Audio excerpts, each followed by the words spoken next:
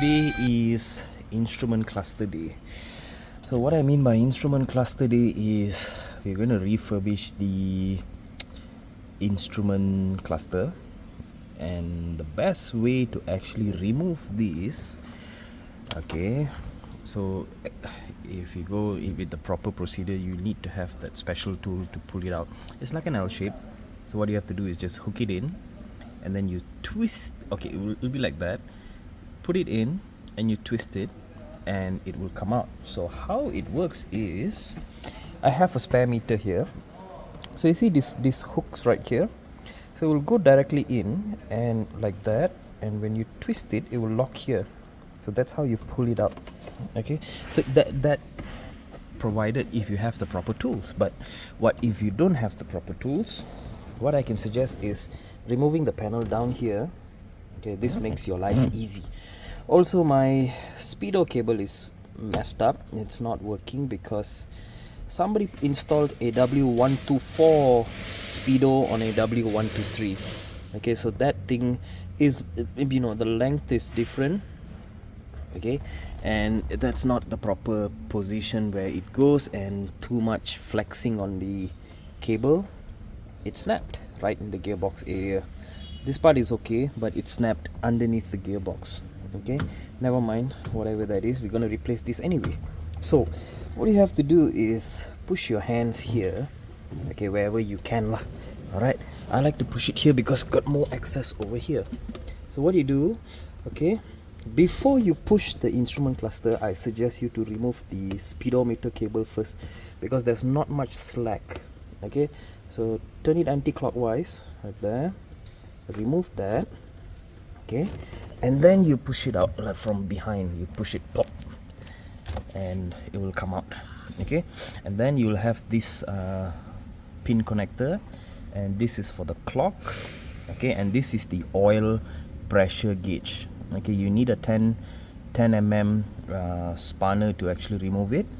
Once you remove it, and you would be able to remove your cluster.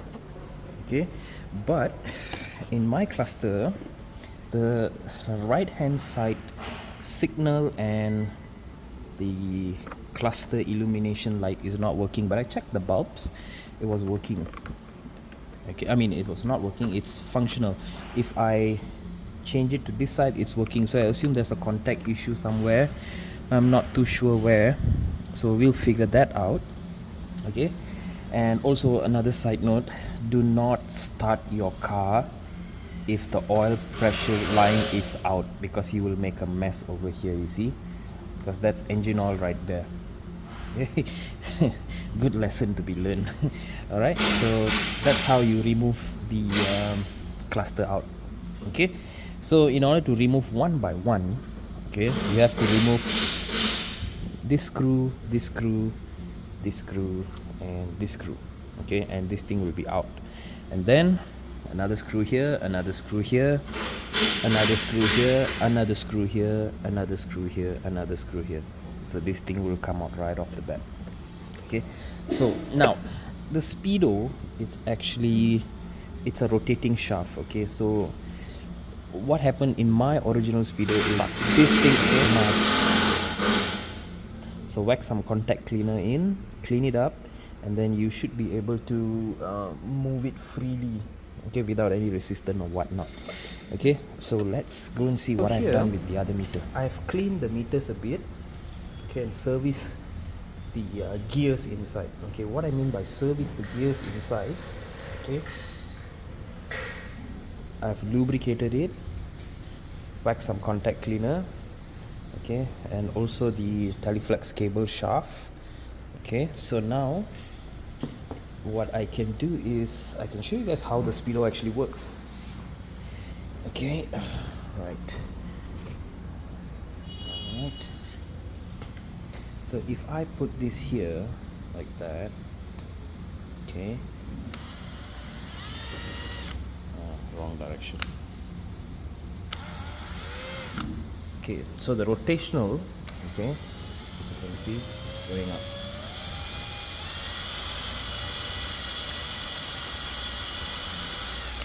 So that's how the speedo works. So I cleaned it up, greased it a bit, Okay, lubricated it, and even the cloth is working now after I serviced the gears, cleaned it with contact cleaners. And this is the type of bulbs that I have. Okay, I got it from the scrapyard. Now you can buy this new if you want, that's up to you. Alright, so this is the cleaned one. After cleaning inside, I have a little scratch here. I cannot find this glass, and it's quite difficult to take it out unless you have to heat it up, and you know, it's a mess. For me, it's just fine, you know. So what I'm going to do now is fix back everything and see how it works. So here I've added additional ground wire, you know, just to make the meter works more efficiently, because it's quite an old meter. The car's electronics are very old, and you know, certain area the ground points are not that great. So by adding an additional ground point, the meter will perform better, the lights will be brighter, you know, and all that good stuff. So this is how it looks like after the refurbishment. It looks fantastic, to be honest. Looks really nice. Okay, so let's put this back and we see how it goes. Okay, so everything has been installed back. So now I'm so glad that I have my lights. You know, now I have my left hand side and my right hand side, and also the buzzer is working. You see, so that's an indication saying that, you know what, you forgot to off your lights. And yeah, so it turned out well. It looks really nice, and now I just have to wait for the speedo cable. So I think I'll just put it from down, and then I'll fish the wire. I'm not going to open this back up. Okay, so the signal works, you know, it looks nice. Everything is just spot on. Yeah, if you just want to be anal about it, yep, oil pressure is going up. Give it some gas. Yep, oil pressure is up, and you have to see the temperature, and hopefully the temperature goes up. If not, then something is wrong there. But yeah, so far everything is okay.